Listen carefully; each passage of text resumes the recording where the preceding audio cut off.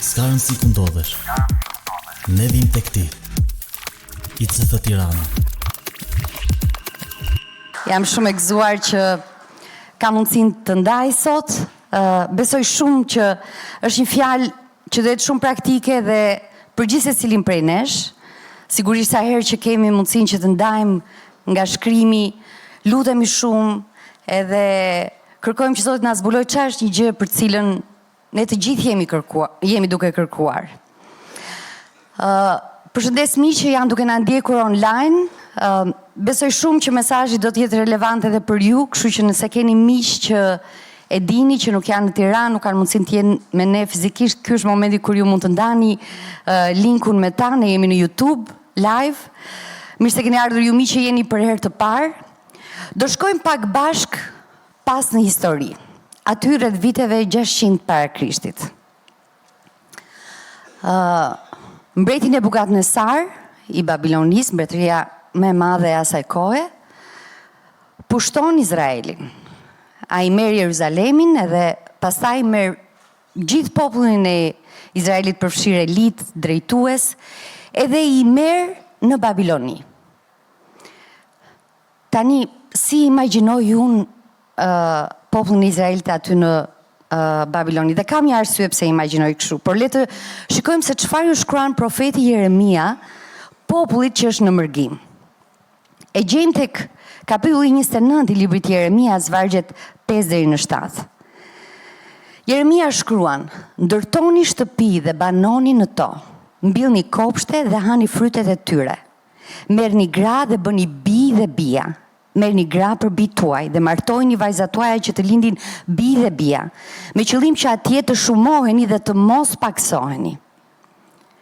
Dhe pastaj vazhdon: kërkoni të mirën e qytetit ku ju kam çuar në robëri dhe lutjuni Zotit për të, sepse mirëqenia juaj varet nga mirëqenia e tij. Kur lexova këtë varg, nuk e di si po imagjinoja izraelitët, nuk e di çfarë mendoni ju, po unë po imagjinoja sikur ishin me ato baulet, me valixhet, ishin në Babiloni dhe asnjëri nuk i kishte hapur. Ishte një gjendje nder, populli i zgjedhur i Zotit, tani krejt papritur, ishte në robëri. Ata ishin mësuar që të fitonin, beteja pas beteja, kishin parë dorën e Zotit duke bërë mrekulli pas mrekulli, dhe ja ku janë tani në robëri. Dhe fakti që Jeremia i thot, hapini valixhet, më duket mua sikur i thot. Ndërtoni shtëpi, banoni to edhe bëni atë punën që po bënit edhe në Izrael. Edhe unë mendoj që situata e Izraelit në fakt është një simbolik edhe situatës sonë sot. Edhe jo thjesht një hipotezë, por sepse përgjatë gjithë letrave në Dhjetën e Re ne i shikojmë besimtarët që të përshkruhen si shtektar, si të huajnë dhe. Jezus i tha, ju jeni në këtë botë, po jo të kësaj bote. Që do të thotë, ne jemi të gjithë këtu në një farë mënyre si Izraeli. Jemi mes një populli, por ne i përkasim mbretërisë së Perëndisë. Edhe prandaj duaj që të shohim pak këto parimet që Zoti po i thot Izraelit dhe se si ato mund t'i përkthejmë në parime për jetën tonë sot, për të gjetur atë hapin e radhës që unë besoj që kjo është fjala edhe ajo që Zoti ka për gjithë secilin prej nesh dhe për ICF-n sot. Në fakt, kur shikojmë në letrat se si Pali flet për planin e madh të Perëndisë që ka për gjithë njerëzimin, është një fjalë që Pali e përdor edhe ne e shikojmë si një temë të përgjithshme, që është oikonomia. Tingëllon fjalë e njohur, po? Është si ekonomi.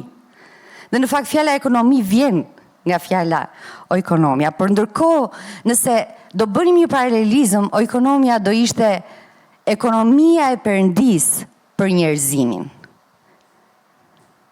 Edhe ajo që, nëse mund të shkojmë prapë tek slajdi parë, ajo që Jeremia ju shkruan popullit të Izraelit, është ajo ekonomia individuale, që do të thotë administrimi i shtëpisë, mirëqenie, të qenit i plot, të qenit një administrator i mirë. si mund ta ilustroj ndoshta më në mënyrë më praktike.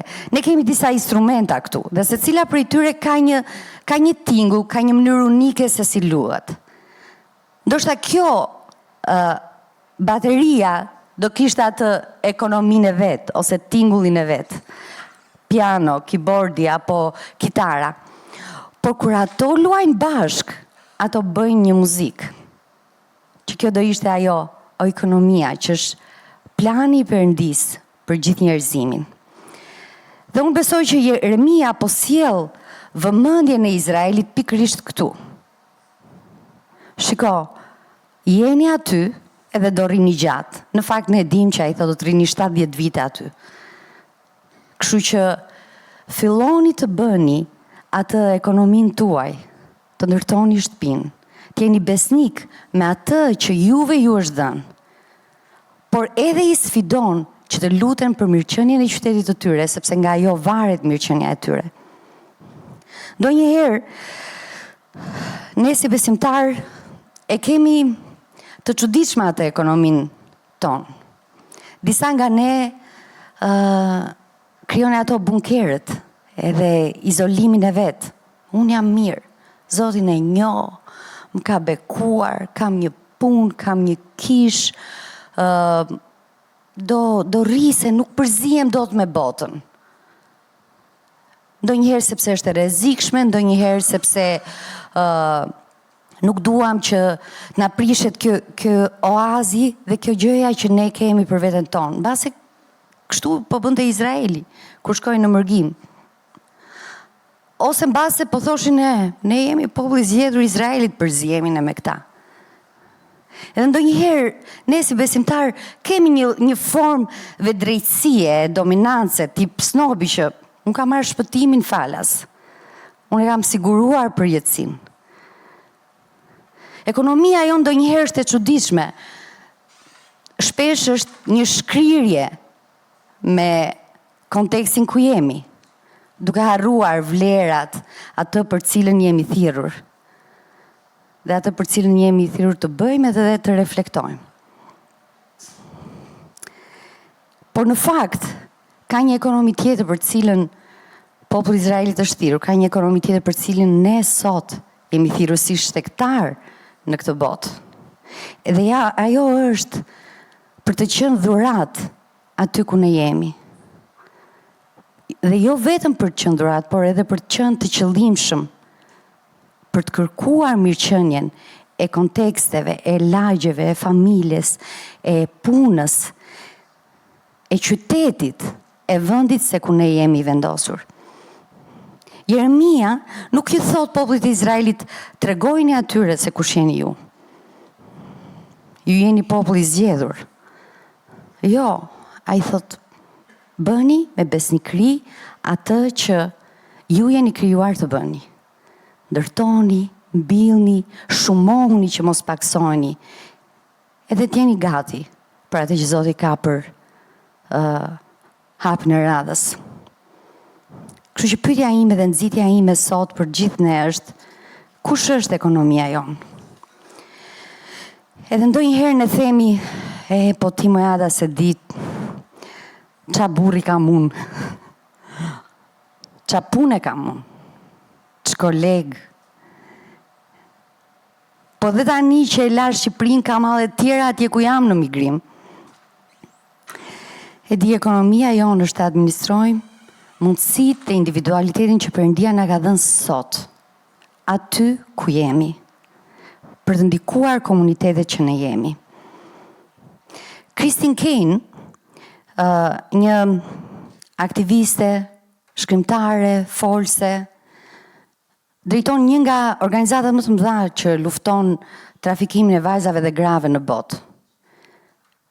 Christine Caine u braktis si fosh. Në certifikatën e saj të lindjes nuk ka një emër, në fakt ka një numër.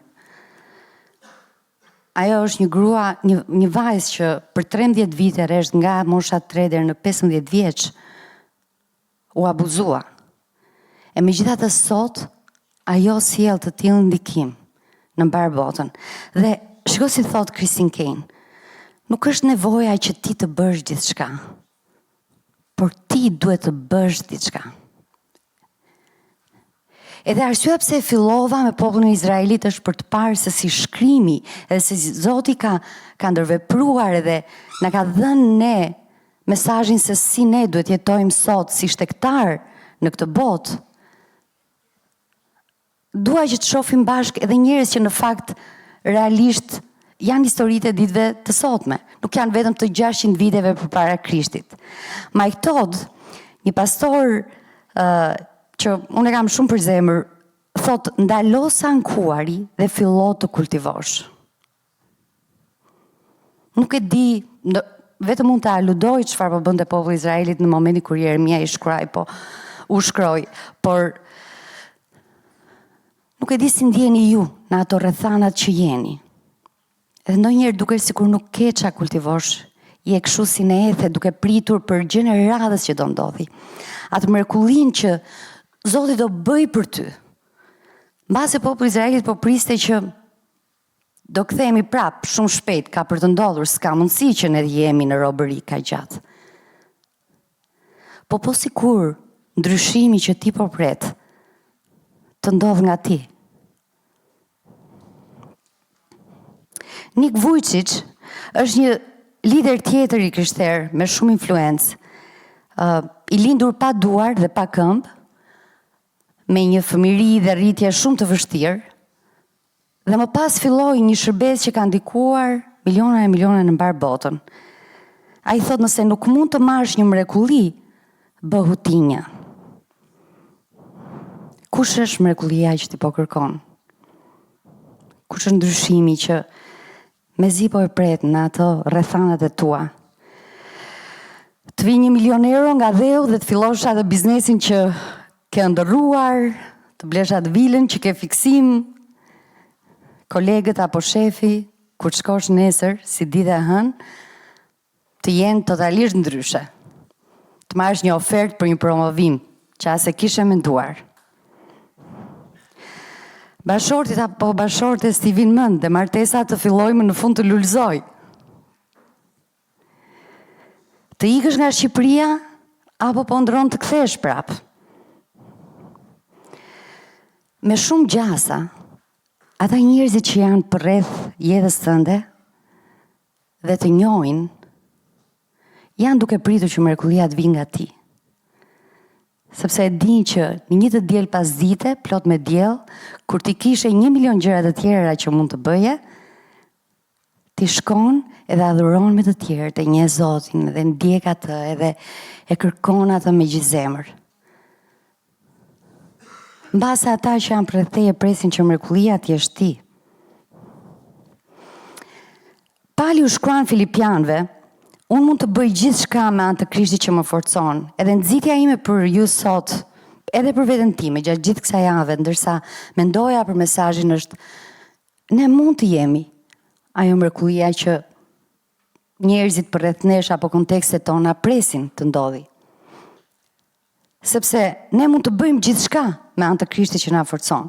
Letra drejtuar Filipianëve konsiderohet si letra e gëzimit, edhe ne kemi përmendur shumë herë gjatë gjithë këtyre javëve.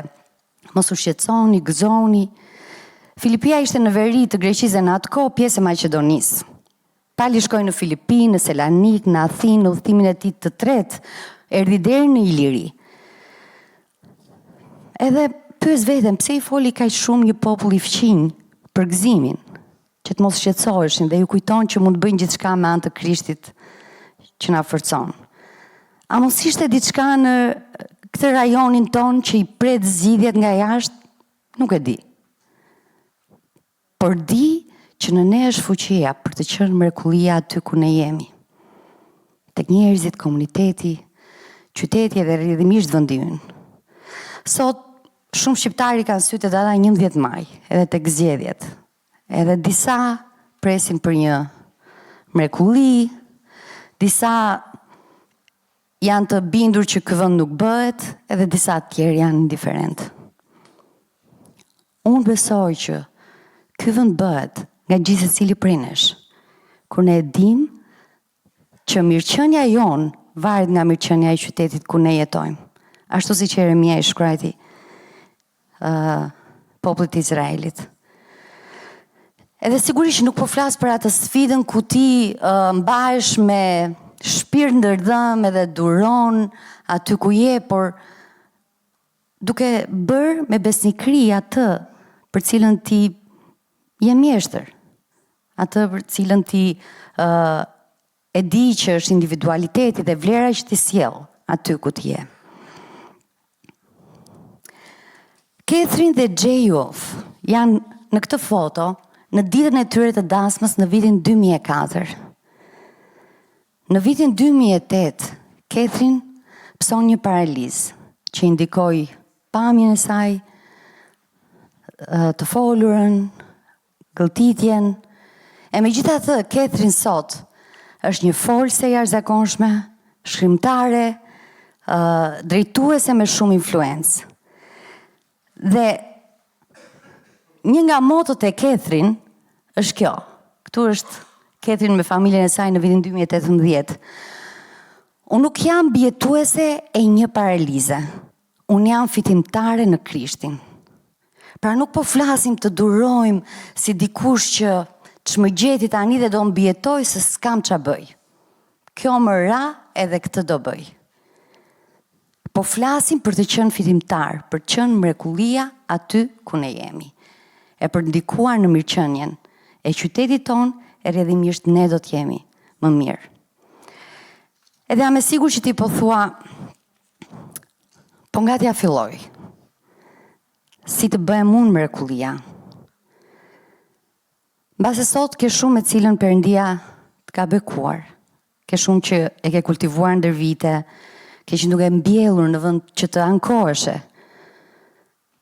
Qoftë këtu apo kudo ku ti ke vendosur të ndërtosh jetën tënde. Vazhdo me besnikëri dhe ne njohim shumë vajza dhe djemë në mesin tonë që transformojnë vendin ku janë për ditë. Po mbase sot kam mbetur pak në duar, si Catherine në momentin e asaj që ndodhi. Ajo nuk u morë me çfarë ju hoq, por ju morë me çfarë i mbeti. Atë që i mbeti, ajo çoi në dëshpërim përpara Perëndisë dhe ai e shumë fishoi. Edhe unë njoh një vajzë që do ndaj sot me ne, në fakt, atë që Zoti bëri me të, kur ajo çoi përpara tij atë që i mbeti, kështu që dua të ftoj për një dëshmi para jush si janë.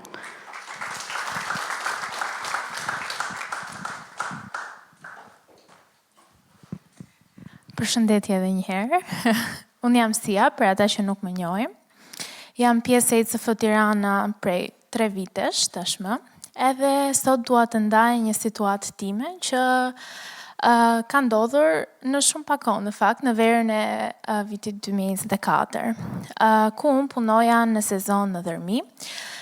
Për mua, në fakt, kjo verë ka qenë goxha e lodhshme, sepse punoja 16 orë në ditë edhe nga ana fizike dhe shpirtërore emocionale isha goxha raskapitur. Prisja diçka, prisja një fuqi që mua të më jepte ndihmë që të kaloja gjithë situatën dhe në fakt në mesin e sezonit, në gusht, mua më vjen një ofertë pune si punojëse sociale në një shkollë. Edhe unë u gëzova shumë, thash, okay, kjo ishte mundësia, sepse unë po lodhesha aq shumë sa po kuptoja në të vërtet fuqin që kishte të punojnë në profesionin tënë, të ike nga një rutinë goxha e lodhshme siç ishte puna në sezon. Edhe thash, okay, Sia, ke dhe shumë pak kohë të ngelur, do shkosh në Tiranë, do punosh në profesionin tënd dhe do jesh shumë okay. Por vetëm 4 ose 5 ditë para se të mbaronte sezoni dhe unë të kthehesha në Tiranë, marr një mesazh në të cilin më thuaj se puna i është dhënë dikujt tjetër. U dëshpërova shumë, u mërzita shumë, me zje prisja, dhe në fakt unë gjithë këtë situatën e mora si një refuzim personal dhe për rreth 2 javë mbas kthimit nga sezoni isha në një nga situatat e mia më të vështira emocionale. Madje tani që e mendoj ndonjëherë edhe pendohem sepse edhe lumturinë që familja më jepten nuk e konsideroja aq të madhe sa për të më mbushur mua emocionalisht atë boshllëkun që kisha. Kështu, nga që isha shumë e mbytur në shtëpi, nuk po qëndroja dot më, nuk komunikoja me asnjë. Vendos që të vi në Tiranë, edhe pse shkolla kishte si 1 muaj ende që të fillonte. Dhe thash, do shkoj në Kish. Kam nevojë që të mbushem, kam nevojë që të flas me njerëz, edhe të dal nga ajo strofka ime që isha mbyllur për ato 2 javët. Vi në Kish, si gjithmonë, mikpritja shumë e ngrohtë, unë takoj të gjithë edhe ndajmë të reja tona. Dhe gjatë kohës që Altini po jepte mesazhe në përfundim, në momentin që ne ishim duke dalë nga dera, dëgjoj një zë që më thret sia dhe kthej kokën dhe ishte Ada. Më takoi si gjithmonë, me ngrohtësi, më pyeti si kishin shkuar gjërat dhe më thot, sia kemi nevojë për terapistë zhvillimi. Mundesh, a ke dëshirë të trajnohesh dhe të rritesh drejt saj? Dhe unë thash, wow, që po ndodh? Ishte sikur Zoti po më thonte që kjo ishte për ty. Pra, ishte sikur po më ndodhte një nuk e mendoja që do kisha ndonjëherë një mundësi të tillë mbas një refuzimi, mbas një kohe të vështirë që unë kalova. Dhe ishte sikur Zoti po më thonte, ky është problemi. Ky është për ty. Edhe ndjeva sikur gjatë kësaj kohe ai më kishte parë, edhe nuk më kishte lënë kurrë në dhimbjen time, por po punonte që kur unë të kthehesha në Tiranë, të gjeja pikërisht këtë pozicionin që po më ofronte Ada. Edhe në fakt edhe pse unë nuk shpërblesha financiarisht, sepse thjesht po trajnohesha, kisha gjithë dëshirën edhe ndjeja se po shpërblesha me atë që Zoti më kishte dhënë, për të rritur në dije, në njohuritë e mia, por edhe mbi të gjitha në thirrjen. Edhe mendoj që ky ishte plani që Perëndia kishte për mua, misioni në qendrën Jonathan.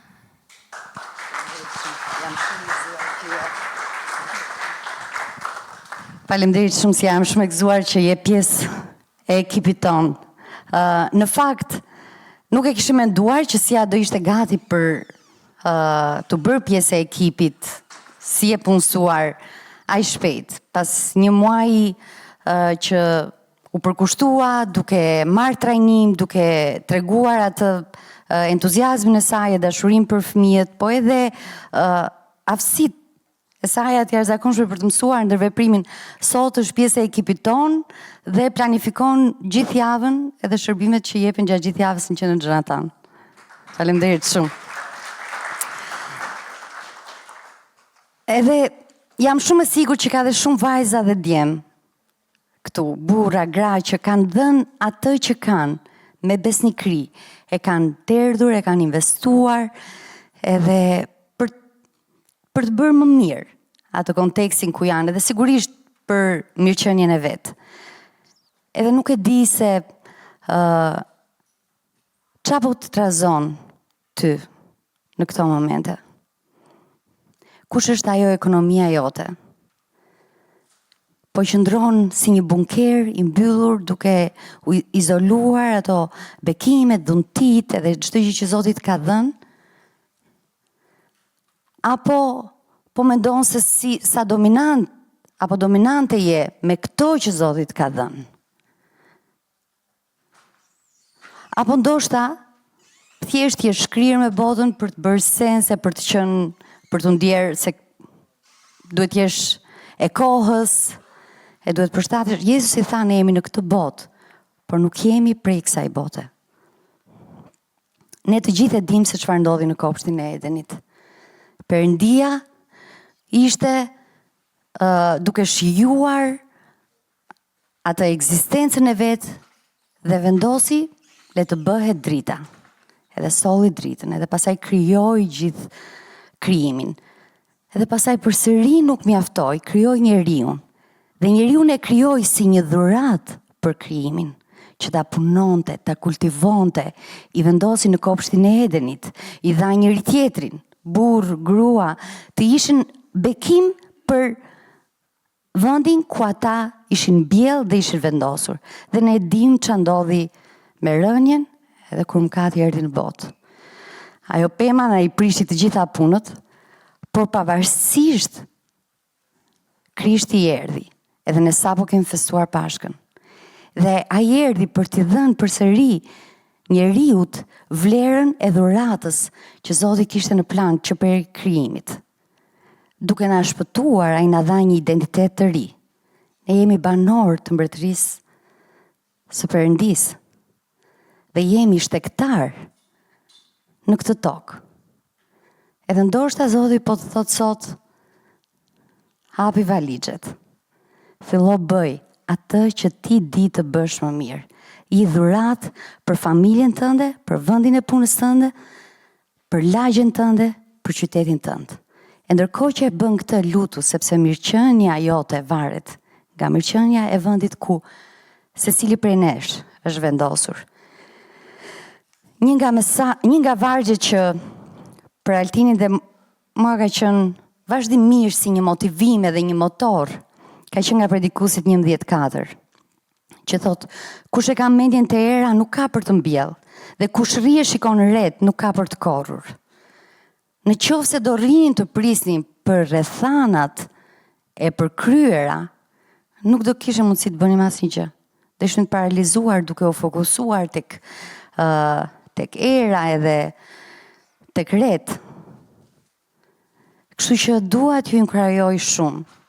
Kjo është koha për të hedhur hapin e radhës. Edhe ndërkohë që ju mendoni se kush është ai hapi i radhës, do ta fillojmë së pari si kish. Edhe dua të ndaj me ju kush do të jetë hapi i radhës që ne do të marrim në ICF. Po do ta tregoj më së pari me këtë video.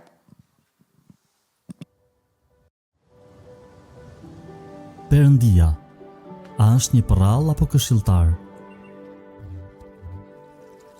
Është krijim nga imagjinata apo krijuesi mendimeve të tua? Është një plak mbi re apo baba i dashur pranë teje?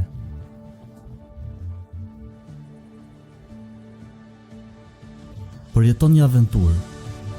Zbulo Perëndin dhe kishën nga një këndvështrim i ri. Shko së bashku me të tjerët në një udhëtim jetë ndryshues dhe do të gjesh mjete të fuqishme që kanë potencialin për të ndryshuar pozitivisht jetën tënde. Do të fillojmë shërbesën Explore për të zbuluar kishën bashk edhe për të përjetuar Perëndin bashk. Në fakt, prej vitesh, ne po lutemi për një ndërtesë tonën, që do të kemi shumë hapësira, do të kemi shumë ambiente, të bëjmë shumë gjëra të bukura, të kenë fëmijët ata ambientin e vet të përshtatur, ne të kemi mundësinë që të bëjmë sa më shumë grupe të vogla, por nuk do presim për rrethanat ideale. Edhe vendosëm që këtë shtator ne do të fillojmë të gjithë një udhëtim, udhëtimin Explore, ku një herë në javë ne do të mblidhemi. Nuk e dim çfarë ambienti Zoti siguron më vonë, por deri tani plani është që do të mblidhemi te qendra Jonathan, ne kemi shumë dhoma atje. Edhe do të mblidhemi, do të takohemi me njëri tjetrin, ne kemi një kafene ku të gjithë mund të ham apo pim diçka, të ndajmë pak për gjërat që kemi mësuar nga java e kaluar apo gjërat që do të ndajmë atë javë dhe pastaj do të ndajemi në grupe të vogla. Mendojmë 6 deri në 8 veta që mund të ndahen nëpër dhoma dhe të zhyten më thellë për të njohur më shumë vizionin, kishën, për të përjetuar Perëndin. Do jetë një udhëtim shumë i bukur, do kemi sfida të skuadrave që do të mendojnë për një projekt mbase apo për një diçka specifike që do të organizojnë bashk. Do të kemi Love in Action, që do të jetë një aktivitet që çdo grup do të bëjë për komunitetin, kështu që do jetë një udhëtim 10 javor që ne në fakt mezi po e presim. Por para se ta fillojmë, sigurisht duhet të ndërtojmë një skuadër që do ta drejtojë ICF-n në për gjithë këtë udhëtim eksplorues. Kështu që në qoftë se ke dëshirë të bësh pjesë e skuadrës së Explore për 2025-ën, këtu do të kemi një QR kod dhe do të kemi një Google Form. Kështu që ju ftoj, deri tani jam vetëm unë në skuadër. Kështu që mirëpresim këdo që do të përfshihet edhe do të bëjë diçka.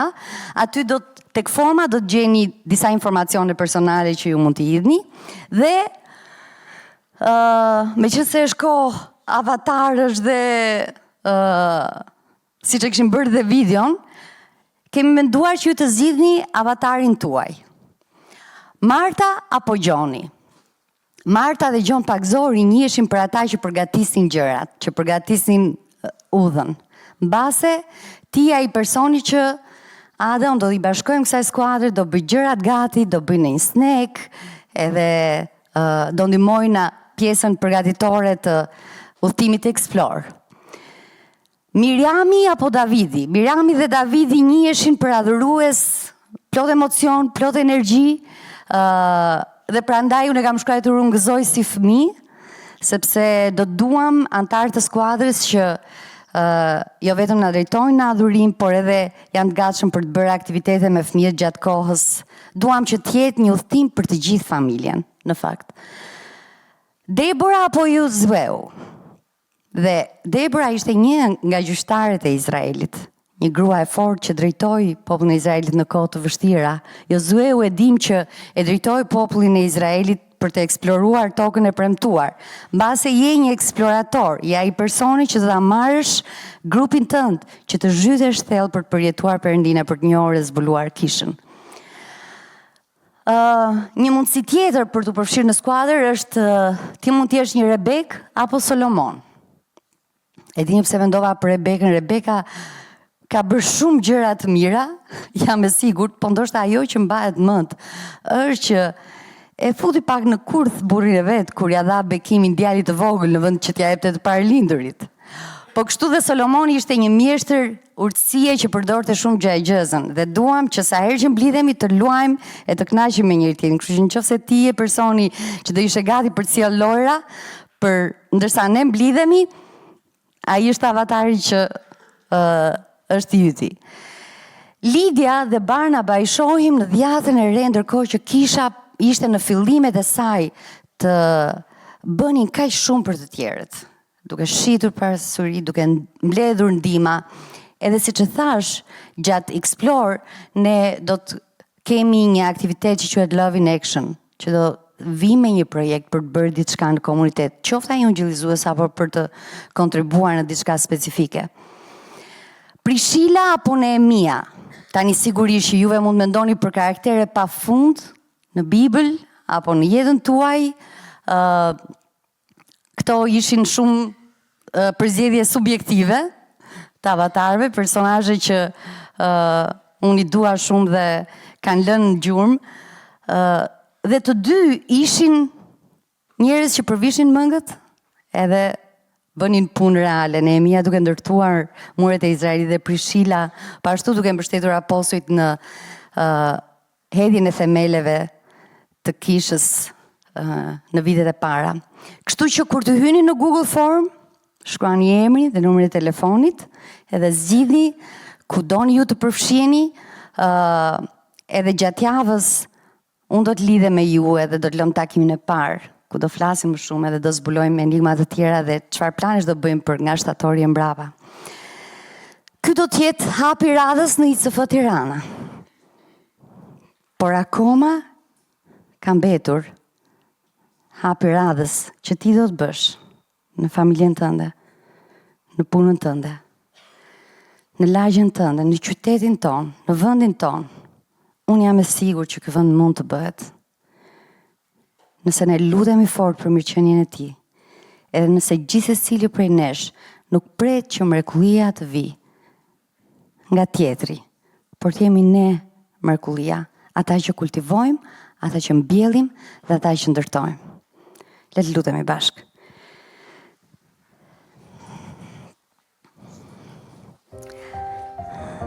Ati dashur, faleminderit që na ke thirrur të jemi dhuratë në këtë botë. Faleminderit që na ke krijuar me kaq shumë dhunti, me kaq shumë talente.